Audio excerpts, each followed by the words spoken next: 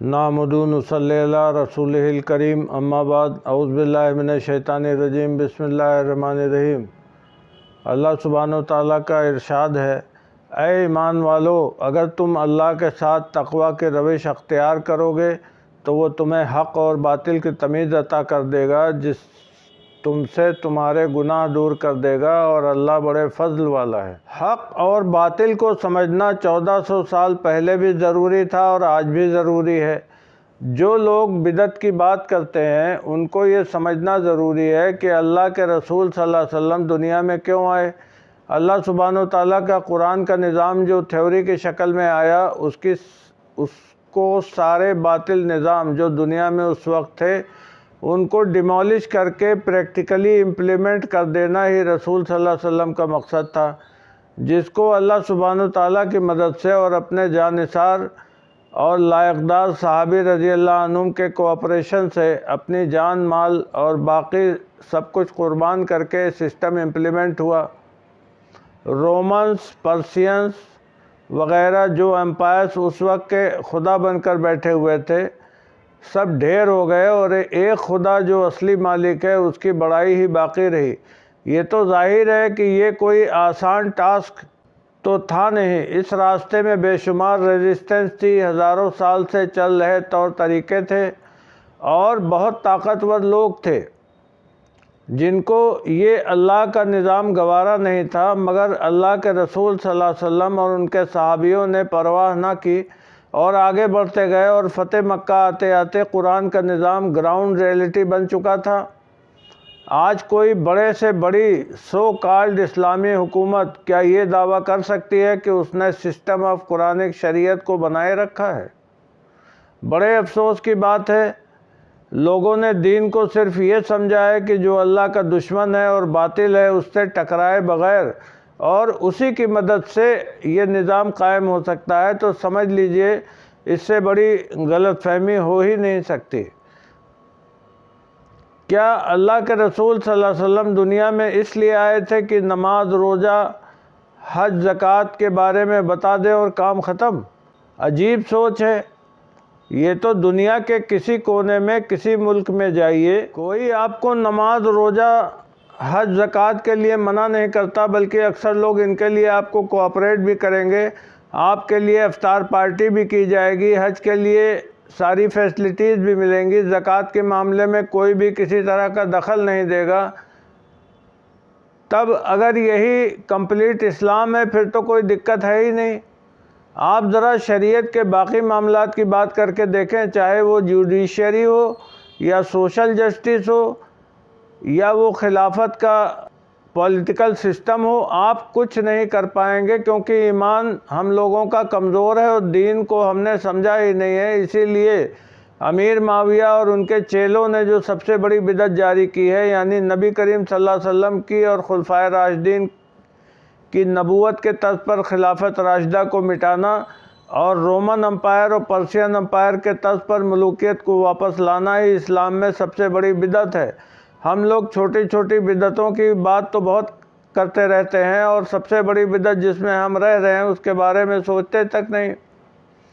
سیدنا حذیفہ رضی اللہ عنہ نے روایت کی، رسول صلی اللہ علیہ وسلم نے فرمایا، جب تک اللہ چاہے گا تمہیں نبوت کے اثرات باقی رکھے گا، پھر اللہ اسے اٹھا لے گا، پھر جب تک اللہ چاہے گا خلافت نبوت کے انداز پر ہوگی، پھر اللہ اسے بھی اٹھا لے گا، پھر جب تک اللہ چاہے گا کاٹ کھانے والے بادشاہ ہوں گے، پھر اللہ اسے بھی اٹھا لے گا، پھر جبریہ یعنی زبردستی والی بادشاہت ہوگی، یہ بھی جب تک اللہ چاہے گا رہے گی، پھر اللہ اسے بھی اٹھا لے گا، پھر اس کے بعد خلافت نبوت کی طرز پر واپس آئے گی، پھر نبی کریم صلی اللہ علیہ وسلم خاموش ہو گئے۔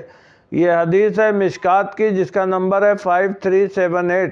حدیث کا ایکسپلینیشن اس طرح ہے: نمبر 1، پہلا مبارک دور نبی کریم صلی اللہ علیہ وسلم کا مدینہ کا دور 10 سال ہے۔ نمبر 2، دوسرا مبارک دور سیدنا ابو بکر، سیدنا عمر، سیدنا عثمان، سیدنا علی اور سیدنا حسن رضی اللہ عنہم اجمعین 30 سال ہے۔ نمبر 3، تیسرا بدعت کا دور معاویہ بن سفیان سے شروع اور آٹومن امپائر تک چلا۔ نمبر 4، چوتھا بدترین سپر پاورز کا آٹومن امپائر کے خاتمے سے شروع اور آج تک چل رہا ہے۔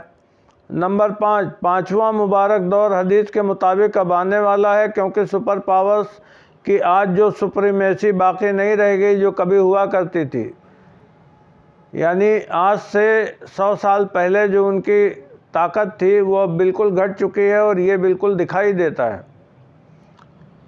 اب اس کے بعد ہم لوگ بات کرتے ہیں سیدنا امام مہدی علیہ السلام کے بارے میں۔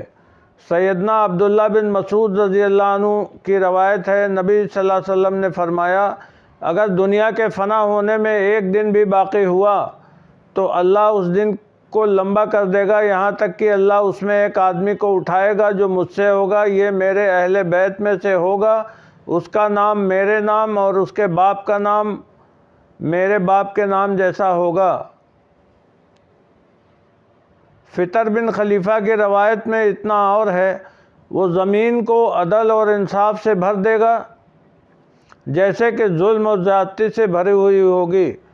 سفیان ثوری کی روایت میں ہے، دنیا اس وقت تک فنا نہیں ہوگی جب تک کہ میرے اہل بیت میں سے ایک آدمی عرب پر حاکم نہ بن جائے، اس کا نام میرے نام پر ہوگا۔ امام ابو داؤد کہتے ہیں، عمر بن عبید اور ابو بکر بن عیاش کے الفاظ سفیان کی روایت جیسے ہیں، لیکن ابو بکر نے عرب کا لفظ ذکر نہیں کیا۔ یہ حدیث ہے سنن ابو داؤد کی، جس کا نمبر ہے 4282۔ سیدنا علی رضی اللہ عنہ بیان کرتے ہیں، نبی صلی اللہ علیہ وسلم نے فرمایا، اگر اس زمانے سے ایک دن بھی باقی ہوا تو اللہ سبحانہ وتعالیٰ میرے اہل بیت سے ایک آدمی کو اٹھائے گا جو اسے عدل سے بھر دے گا جیسے کہ ظلم سے بھری ہوگی۔ سنن ابو داؤد حدیث نمبر 4283۔ سیدنا ام سلمہ رضی اللہ عنہا کا بیان ہے، میں نے رسول صلی اللہ علیہ وسلم کو فرماتے سنا، مہدی میری اطرت یعنی فاطمہ رضی اللہ عنہا کی اولاد سے ہوگا۔ سنن ابو داؤد حدیث نمبر 4284۔ سیدنا جابر بن سمرہ رضی اللہ عنہ سے روایت ہے، رسول صلی اللہ علیہ وسلم نے فرمایا، یہ دین 12 خلیفوں تک معزز و غالب رہے گا۔ اس پر لوگوں نے اللہ اکبر کہا اور آواز بلند کی۔ پھر آپ نے آہستہ سے ایک بات کہی تو میں نے اپنے والد سے پوچھا، ابا جان آپ نے کیا فرمایا؟ تو انہوں نے بتایا، وہ سب قریش سے ہوں گے۔ یہ حدیث ہے سنن ابو داؤد کی، جس کا نمبر ہے 4280۔ ان احادیث کی روشنی میں جو اہم باتیں سامنے آتی ہیں وہ اس طرح ہیں۔ نمبر 1، سیدنا امام مہدی علیہ السلام سیدنا علی رضی اللہ عنہ اور سیدہ فاطمہ رضی اللہ عنہا کی نسل سے ہوں گے، جن کا نام محمد اور والد کا نام عبداللہ ہوگا۔ مہدی ان کا نام نہیں ہے، یہ ٹائٹل ہے جو نبی کریم صلی اللہ علیہ وسلم نے ان کو دیا، جس کا مطلب ہے اللہ کی طرف سے ہدایت پایا ہوا۔ سنن ابو داؤد کی حدیث نمبر 4290، جو کہ گریڈنگ میں روایت کمزور ہے، اس میں اشارہ ہے کہ یہ سیدنا حسن رضی اللہ عنہ کی نسل سے ہوں گے، مگر چونکہ روایت کمزور ہے اس لیے ہم لوگوں کو یہ ماننا چاہیے کہ حضرت علی رضی اللہ عنہ سیدہ فاطمہ رضی اللہ عنہ کی نسل سے ہوں گے، اس میں کوئی ڈاؤٹ نہیں ہونا چاہیے۔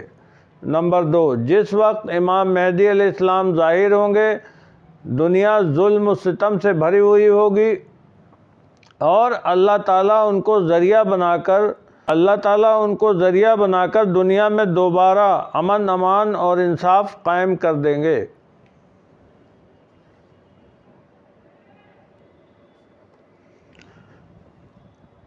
نمبر 3، 12 خلیفوں کا معاملہ یہ ہے کہ 6 خلیفہ گزر چکے ہیں، ابو بکر رضی اللہ عنہ، عمر رضی اللہ عنہ، عثمان رضی اللہ عنہ اور سیدنا علی رضی اللہ عنہ اور حسن رضی اللہ عنہ،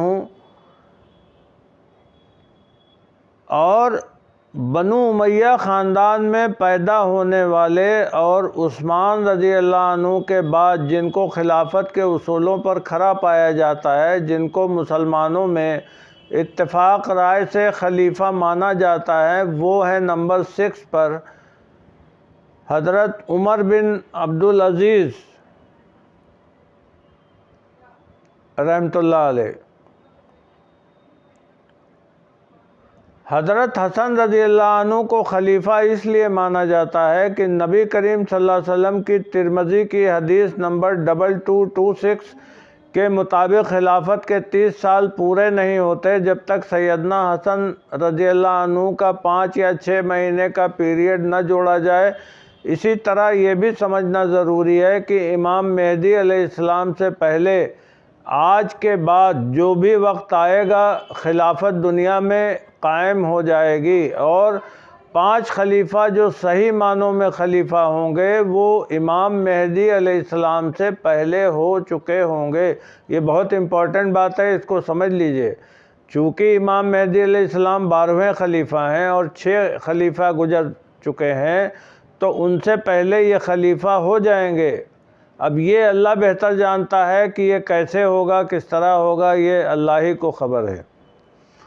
سیدنا امام مہدی علیہ السلام کے بارے میں یوں تو بے شمار احادیث پائی جاتی ہیں، مگر جو باتیں ہر ایک کو سمجھنا چاہیے وہ اس طرح سے ہیں۔ ان کی پیدائش اور پرورش مدینہ میں ہوگی۔ جب 40 سال کی عمر ان کی ہوگی اس وقت سعودی عرب کا جو بھی بادشاہ ہوگا ان کا دشمن ہو جائے گا، کیونکہ اسے حدیثیں معلوم ہوں گی اور حکومت جانے کے خوف کی وجہ سے ان کا قتل کرنا چاہے گا۔ ایسی حالت میں امام مہدی علیہ السلام مدینہ سے مکہ پہنچ کر خانہ کعبہ میں حتیم کے پاس بیٹھ جائیں گے، کیونکہ حرم شریف کے اندر پناہ لینے والے کو قتل نہیں کیا جا سکتا، یہ شریعت کا قانون ہے۔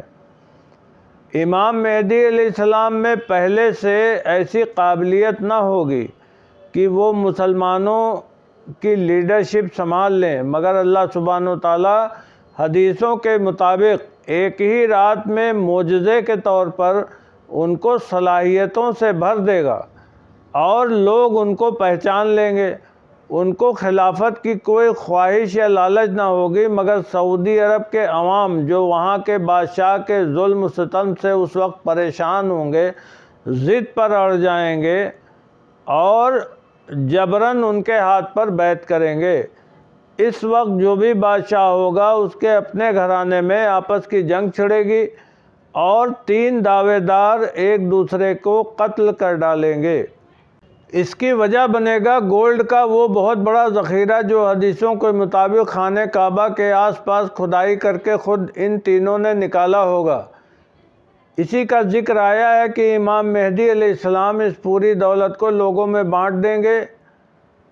اس طرح بادشاہت ختم اور 12ویں اور آخری خلیفہ کی خلافت قائم ہو جائے گی۔ اس وقت یہودی اور عیسائی ان کی خلافت کے خلاف تو ہوں گے ہی، عرب کے بادشاہ بھی جو بچے ہوں گے ان کی مخالفت پر اتر آئیں گے۔ اسی وقت میں عراق میں سفیانی نام کا ایک بادشاہ ہوگا جو عربی نسل کا مسلمان مگر یہودیوں اور عیسائیوں کی کٹ پتلی ہوگا، جس کا لشکر مدینہ ہوتے ہوئے مکہ کی طرف امام مہدی علیہ السلام کے خلاف چلے گا، جسے اللہ تعالیٰ زمین میں دھنسا کر نیست نابود کر دے گا۔ ادھر خانہ کعبہ میں سب سے پہلے اس زمانے کے بہترین 313 مسلمان امام مہدی علیہ السلام کی بیعت کریں گے، پھر مکہ، مدینہ، سیریا، یمن کے لوگ بھی ان کے ساتھ شامل ہوں گے۔ ایک اور معجزہ ہوگا، سیریا کے برے لوگ عراق کی طرف اور عراق کے اچھے لوگ سیریا کی طرف ٹرانسفر ہو جائیں گے اور امام مہدی علیہ السلام کی کیپٹل دمشق یعنی ڈمسکس میں آ جائے گی۔ آخر میں یہ جاننا بے حد ضروری ہے کہ سفیانی ان لوگوں کی نسل سے تعلق رکھتا ہوگا جو ہزاروں سال سے اہل بیت سے دشمنی نبھاتے آئے ہیں، اور امام مہدی علیہ السلام کا تعلق تو اہل بیت سے ہے۔ اس کا مطلب یہی معلوم ہوتا ہے کہ جنگ صفین اور کربلا کا فائنل ایپیسوڈ ابھی باقی ہے، جس میں ظالموں اور اسلام کے دشمنوں کو کراری شکست ہونے والی ہے۔ ایسے میں یہ بھی جان لیجئے کہ حدیثوں کا مفہوم ہے کہ اس زمانے میں ہر مومن کو امام مہدی علیہ السلام کے ساتھ باطل کے خلاف کھڑا ہونا واجب ہے۔ اللہ تعالیٰ سے دعا ہے کہ ہمیں حق کے ساتھ کھڑے ہونے اور باطل کو ٹھیک ٹھیک پہچاننے کی صلاحیت اور توفیق عطا فرمائے۔ ہمیں چاہیے کہ ہم وہ غلطیاں نہ دہرائیں جن کی وجہ سے ہزاروں سال پہلے انڈر کنفیوژن اتنی بڑی بڑی ٹریجڈیز ہوئی ہیں۔ اور سب سے بڑی بات جو ہم لوگ کو سمجھنا ہے کہ امام مہدی علیہ السلام کے بارے میں ہر سال 2-4 لوگ دعویٰ پیش کر دیتے ہیں، تو ہمیں اس معاملے میں کسی کا بھروسہ نہ کر کے اللہ کے رسول صلی اللہ علیہ وسلم کے جو فرمان ہیں حدیثوں کی شکل میں، صرف ان کا ہی بھروسہ کرنا ہے اور باقی ساری چیزوں کو کنارے کر دینا ہے، ادروائز ہم لوگ دھوکہ کھائیں گے اور گمراہ ہو جائیں گے۔ آمین یا رب العالمین۔ سبحان ربک رب العزت عما یصفون وسلام علی المرسلین والحمد للہ رب العالمین۔